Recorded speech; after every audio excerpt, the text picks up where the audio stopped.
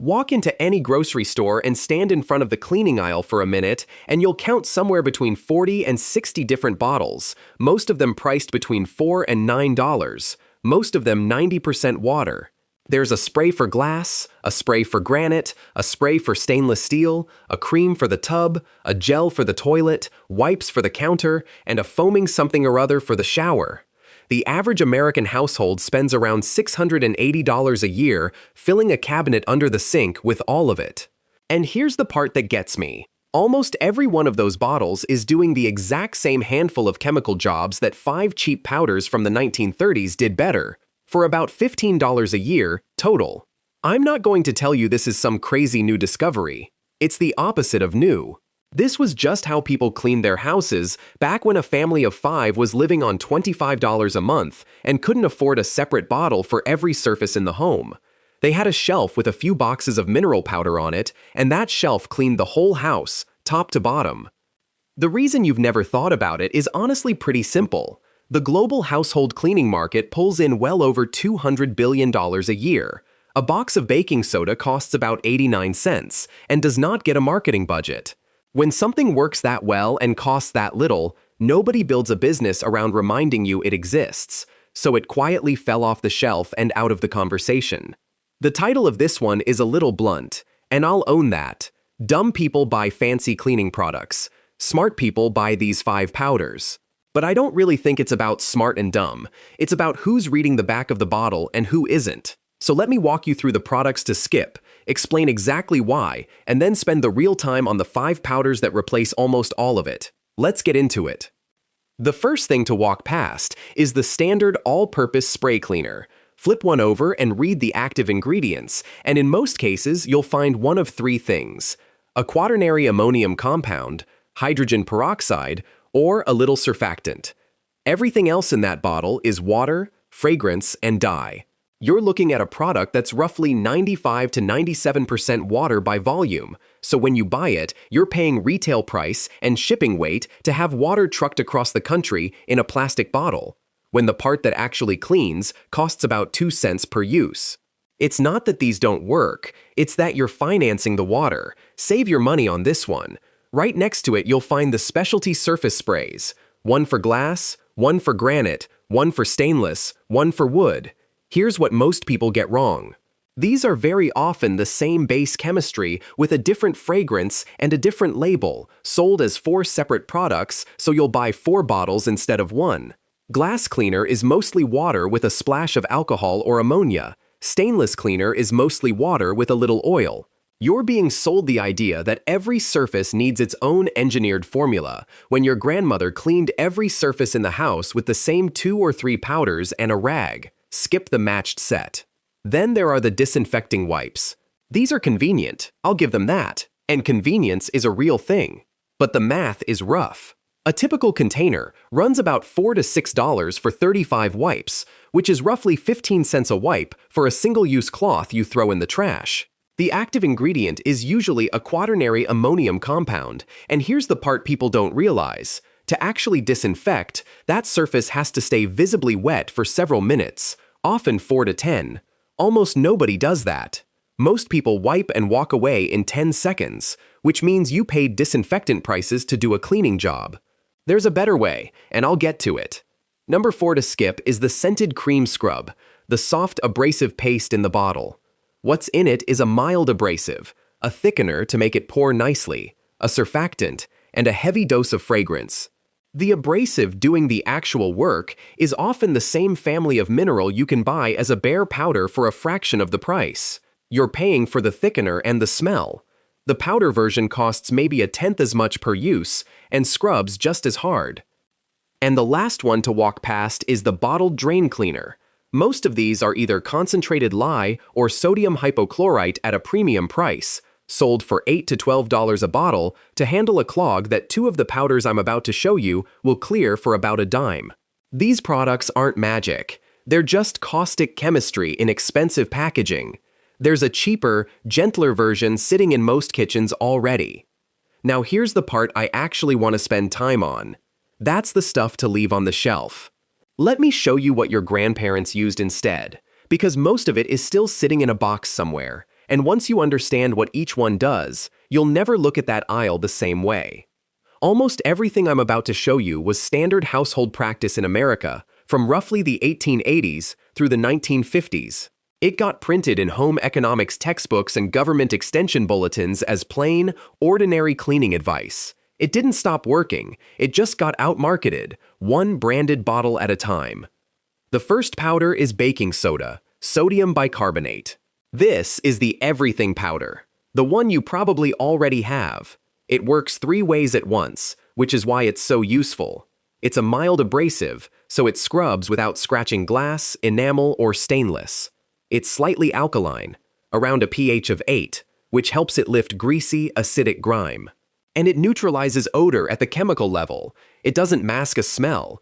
It reacts with the acidic and sulfur compounds that cause it and converts them into something that doesn't stink. For everyday cleaning, sprinkle it dry onto a damp sponge and scrub a sink, a stovetop, or a tub, then rinse. For a stuck-on mess, make a paste with a little water, spread it on, give it 15 minutes, and wipe. A box runs about $1 and lasts months. Here's the part that surprises most people. That pricey scented cream scrub I told you to skip is, at its core, doing the same thing this 89-cent box does. The second powder is washing soda, sodium carbonate. This is baking soda's stronger cousin, and most people have never heard of it, which is a shame because it does the heavy lifting that baking soda can't. It's far more alkaline, around a pH of 11, and that higher alkalinity is what cuts through real grease. There's actual chemistry here. Strong alkali reacts with fats and oils in a process called saponification, which is a fancy way of saying it turns grease into something soap-like that rinses away with water. It also softens hard water, which is why old laundry recipes leaned on it so heavily. To use it, dissolve a couple of tablespoons in hot water for mopping floors, degreasing a stove hood, or wiping down a greasy backsplash. A box costs about $4 and lasts a long time. There's something genuinely satisfying about washing soda the first time you use it on a stove that's had grease baking onto it for years. You wet the surface, work the solution in, give it a few minutes, and the grime that 3 rounds of spray cleaner couldn't budge just wipes off and leaves the metal underneath. The kitchen smells like nothing in particular, which is its own kind of clean, and you stand there thinking that the thing that finally worked cost about 4 cents. One honest note. Washing soda is a strong alkali, so wear gloves if your hands are sensitive, and keep it off aluminum, which it can discolor. The third powder is borax, sodium tetraborate. It's been in documented household use since at least the 1880s, and it's a true multitasker. It boosts the cleaning power of soap, it deodorizes, it softens water, and it has mild fungicidal and mold-inhibiting properties, which is why it earned a permanent spot in old laundry and bathroom routines. For general use, dissolve a couple of tablespoons in warm water to scrub tile, grout, and the inside of a toilet bowl. For a tougher stain, make a paste and let it sit. A 4-pound box costs around $4 to $5 and will easily last you a year. This was printed in extension service pamphlets as ordinary cleaning advice well into the 1940s. It was never a secret, just common knowledge that stopped being passed down. One honest note here too, borax should be kept away from kids and pets. It's low toxicity for adults in these amounts, but it's not something you want a toddler or a dog getting into. The fourth powder is whiting, finely ground calcium carbonate, which is just chalk. This is the forgotten polishing powder, the one almost nobody knows about anymore, and it's the reason your great-grandmother's brass, copper, silver, and glass shined the way they did.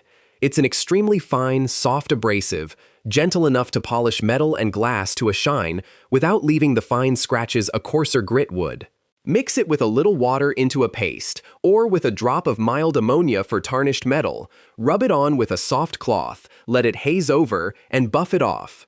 You can buy a bag of whiting at a hardware or art supply store for a few dollars, and it'll outlast every bottle of metal polish you'd otherwise cycle through. Here's the part that gets me. Commercial metal and glass polishes are, in large part, this exact mineral suspended in a liquid and sold back to you at 10 times the price. Same chalk, different bottle. And the fifth powder is the heavy hitter, trisodium phosphate, usually just called TSP.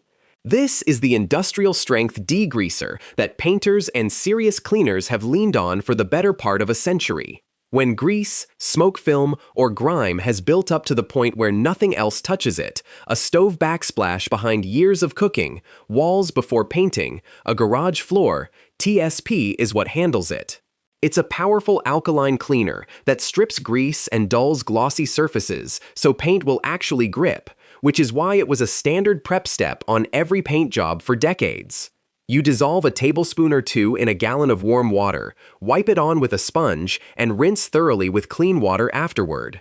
A box costs only a few dollars and goes a very long way because you use so little per gallon. Now I want to be real with you, because TSP is the one that demands respect. It's strong.